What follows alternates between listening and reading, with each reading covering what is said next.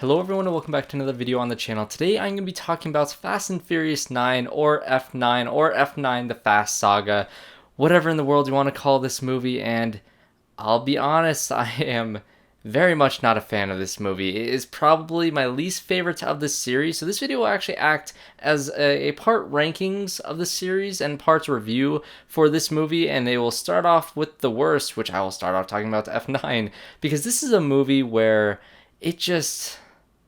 it felt like the writers and the studio saw what their franchise had become. They saw the memes about it. They saw these different reactions, and they decided to just try to please that side of the fandom instead of making a movie that had real effort put behind it. It felt like a first draft type story. They knew where they wanted to go. They knew where they wanted to get to. One crazy thing that happened in this movie, and they write an entire absurd plot around it. And I love the absurdity of the Fast and Furious movies at a certain point. At a certain point, the absurdity is extremely fun, as I'll talk about later in this review or in this rankings of all these movies. And this one just, it really does jump the shark in every single way, and not in terms of, the actual, because the most absurd thing in this movie, which you probably know of from the trailers and from different news articles because the movie was delayed, that those things are my favorite thing about this movie. Honestly, they're also partly the most realistic, because yes, there is a Tesla floating around in space somewhere, so in some ways that is a fun kind of nod and fun kind of like thing that is kind of real in our real reality that we live in. But at the same time, this movie takes itself way too seriously. If you guys don't know what this movie is about, it's essentially Dom gets pulled back into this life with Michelle Rodriguez and all these different characters. They all come back to do this thing to try to get these, MacGuffins, classic Fast and Furious type thing. And the main antagonist of this entire situation is Dom's brother, played by John Cena. And this is the stuff that I think they took from the fan reactions. Everybody talking about the family. That's the meme of the Fast and Furious franchise. Or some people even call it the family franchise. That's kind of the whole thing that this franchise had become. And it just takes itself so super serious with these extended flashback sequences and this history that they try to build between these characters.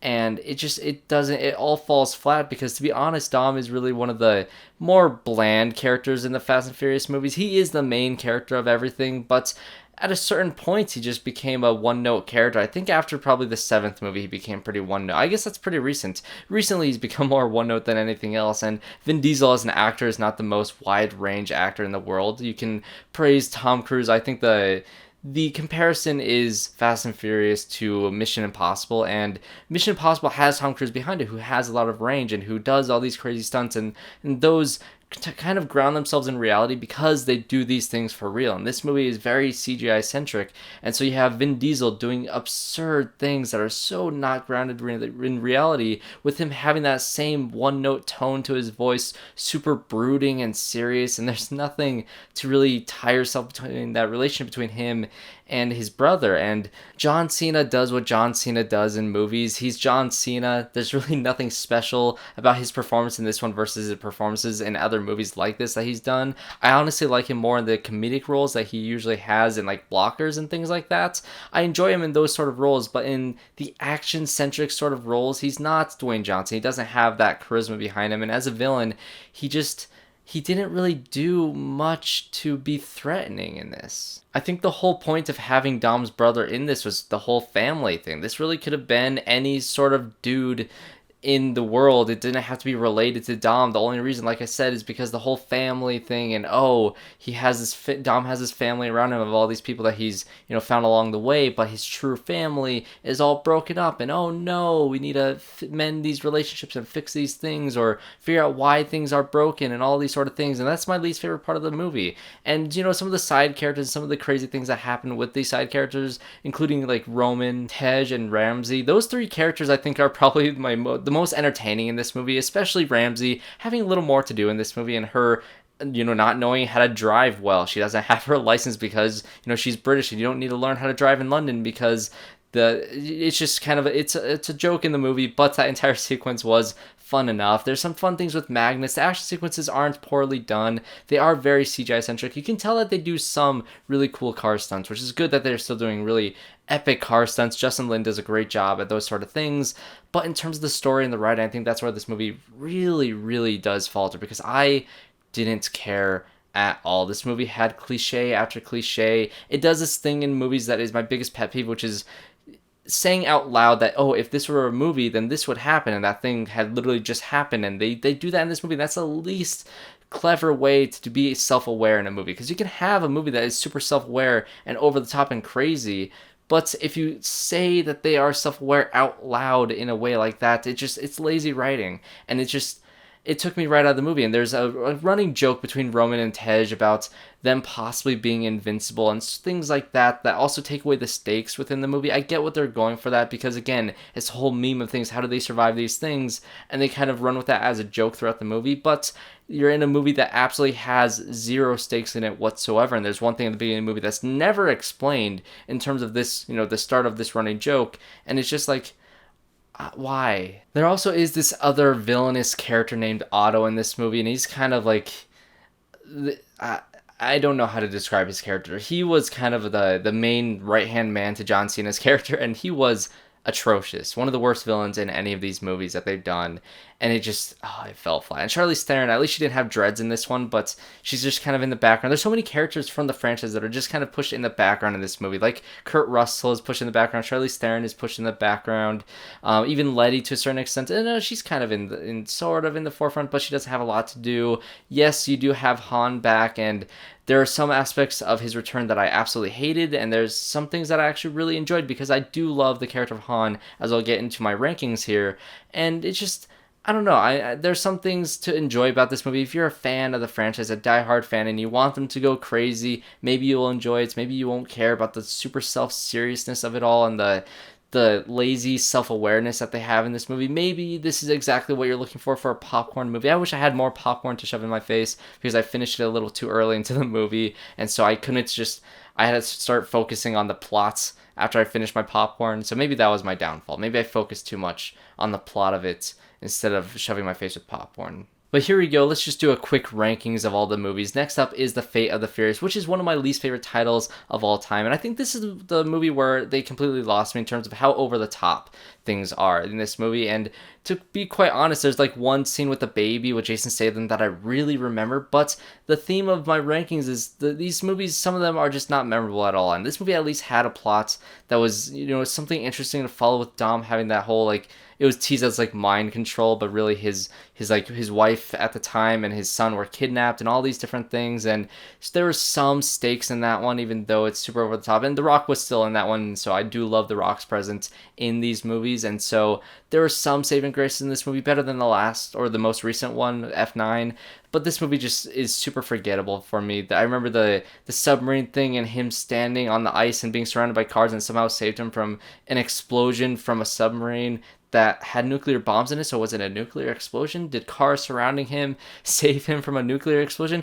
I don't know. Super stupid and over the top, but I don't really like that movie either. Next up would be Too Fast, Too Furious, and does introduce Roman as a character and Paul Walker. You can kind of be on his own. There's no Vin Diesel in this one, and I think this movie suffers from just kind of being separate from the first one in terms of it's a sequel. They try to do some similar things. You have O'Brien trying to be a cop and doing these things undercover, and it's kind of the same run-of-the-mill type thing. And there are several cliches in this movie, and again, forgettable. I don't remember much about this movie besides Roman being introduced and them literally jumping onto a boat. They don't jump the boat or jump the shark to say the I guess the cliched expression around this, but they do jump a car onto a boat. So that's kind of the first example of them going really kind of over the top, even though it's kind of a glorious moment. But in general, this movie is super forgettable for me. It has some funny moments with Roman, of course, and I think the relationship between those two characters doesn't pay off until later on, so at least it sets that up. But overall, this movie is just extremely forgettable to me. Next up, I'd probably say is The Fast and the Furious, the original one. Yes, it's a Point Break ripoff. Is it an entertaining movie? Yes, it is. Does it set up the characters? And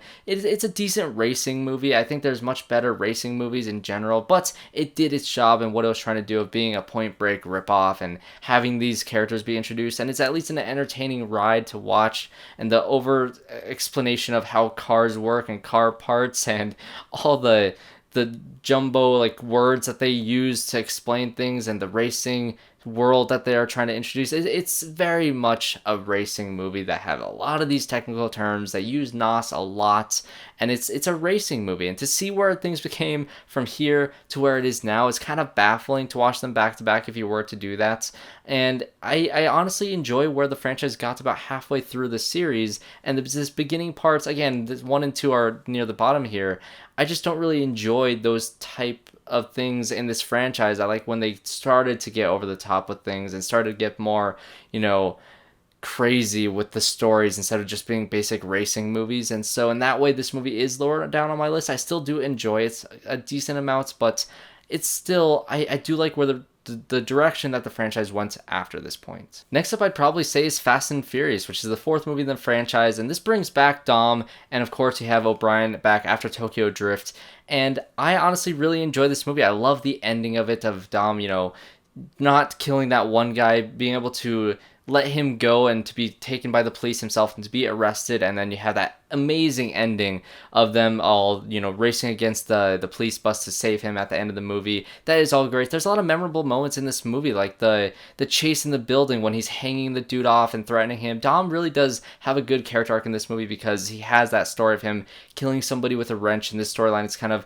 brought along onto the 5th one, and he has that edge to him still in the 4th movie that he doesn't really have anymore in the later ones. And so I do enjoy that aspect of it. It's very memorable with that sort of stuff, with O'Brien being back in the FBI, with the whole tunnel sequence in, the border to Mexico. All that stuff is super memorable and entertaining to me. And even the, I believe, I think it is in this movie, when they're going down, they're trying to separate the semi-truck with the different parts to steal, like, the gas or something like that. I think that was in this movie.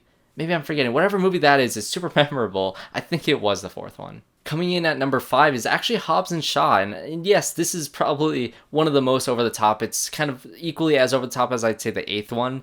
And at least this movie is self-aware in the fact that it has Jason Statham and The Rock being super macho and screaming at each other the entire time, and I love their banter back and forth with each other. I think it works really well in that one, and it is self-aware because it is super over the top, and they do have that back and forth in it, and I think it works enough. This movie is stupidly long, but it has some great cameos with Kevin Hart and Ryan Reynolds that I really was not expecting. I love their appearances in this one, and honestly, after watching this movie, I was really looking forward to a sequel for it, so I really hope they still do a Hobbs and Shaw 2, because I do enjoy these characters being together on screen in this capacity, because I do really like The Rock in this franchise, and it's a bummer that Vin Diesel and The Rock have a sort of beef between each other, which is why they can't even be on set with each other anymore, which is kind of hysterical.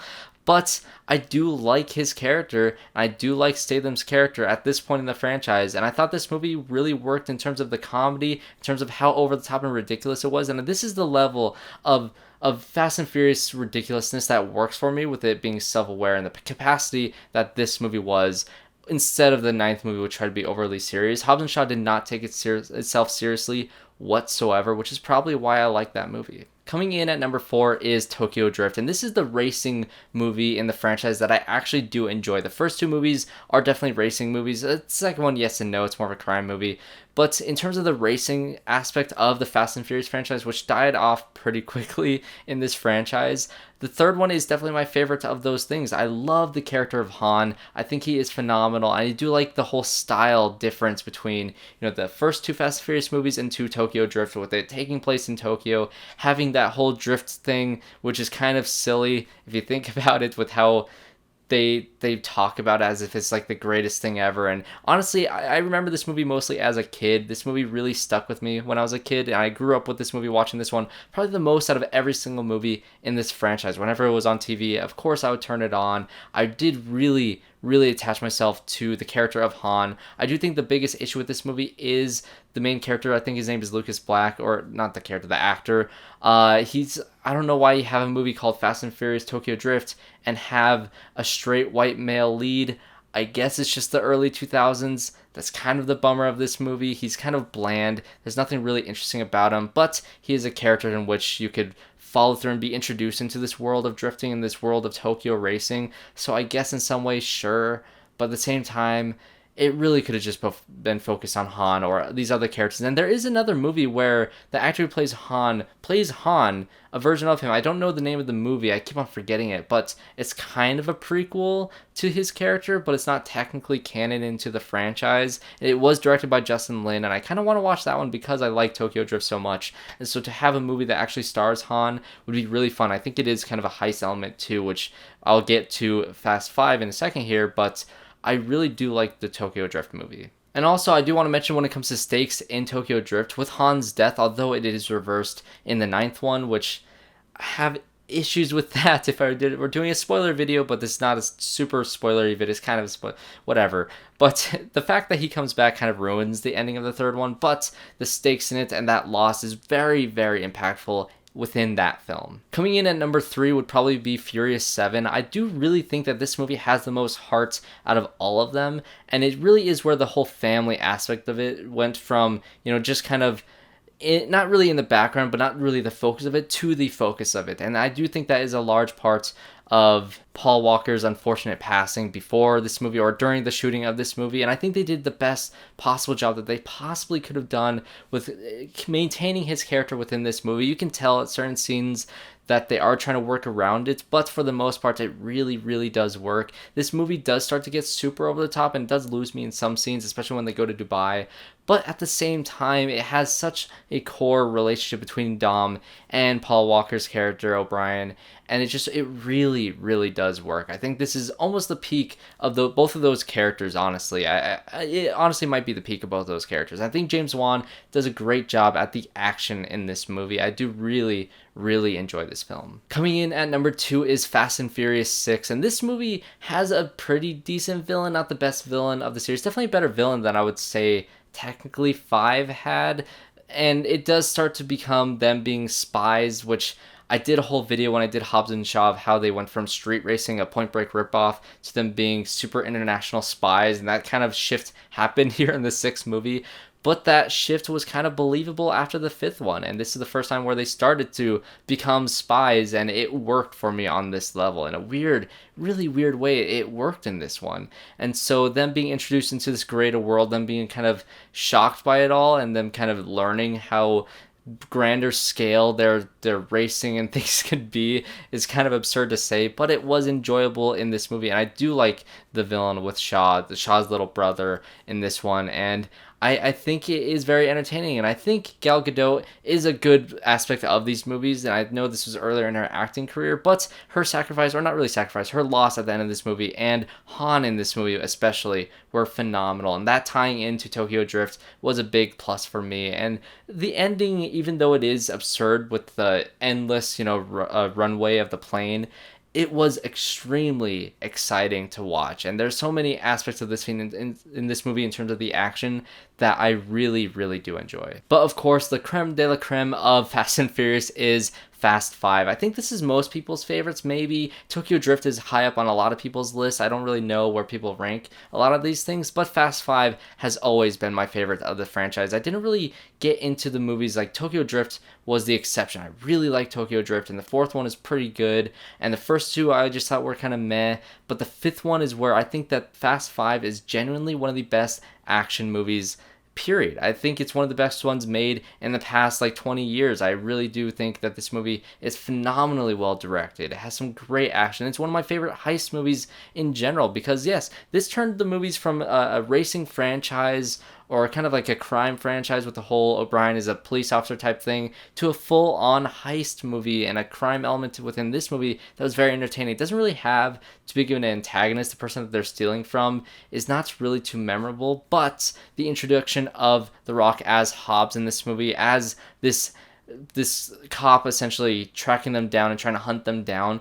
was very, very entertaining. I think there's nothing in the Fast and Furious franchise that was more intense than the first clash between Dom and Hobbs. That entire scene of Dom taking the wrench and almost bashing his head in was very invigorating, and you're really rooting for Dom's character at this point to not do those things, to hold back and to push back from, being the person that he was, from him being super violent and him being super edgy at that point to kind of becoming the Dom that we know now. And so I do think that rivalry between those two, off camera and on camera, was very much a reason why that movie worked so well. And the whole heist element of them bringing in all those characters from the previous movies was very, very cool, because you have Ludacris pop up in one movie, you have Roman pop up in the other movie, and you have different elements of these different characters popping up here and there, and them all bringing together and making them key players in the movies, and bringing Han into the play, even though he died in the third one. So it's like, when does the third one take place, since Han is in this one? It introduced so many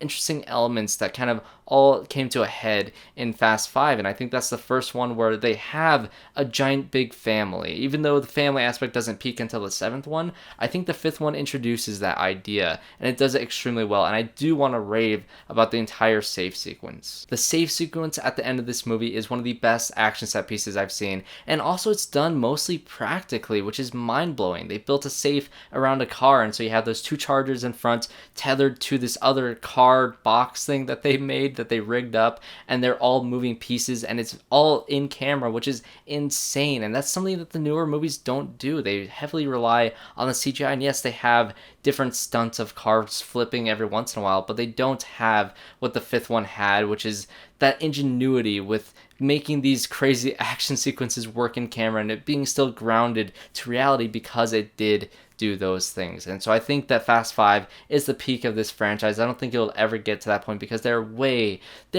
past jumping the shark. They jumped a submarine in the last one, and they went to places that are very much not on the planet Earth in the latest one, but Fast 5 was the one that kind of grounded everything, that had the over-the-top type of sequences of them dragging a safe through the streets of Brazil, but also had those grounded elements of family with those characters, and had a great villain in Hobbs, and that rivalry starting in that movie and kind of mending itself by the end, and still having that type of relationship by the end of that movie where it's like, I will still hunt you down, and Dom being like, you will never find me, which I absolutely love. So that was my review of Fast 9 and my rankings of all 10 movies in the franchise, minus that one Han movie, which I do really want to watch. So do you guys count that in the canon of Fast and Furious? I'm curious to know what you guys think. Did you watch Fast 9? Did you think it was as atrocious as I thought it was? Definitely let me know in the comments down below, and I hope to see you all in my next video.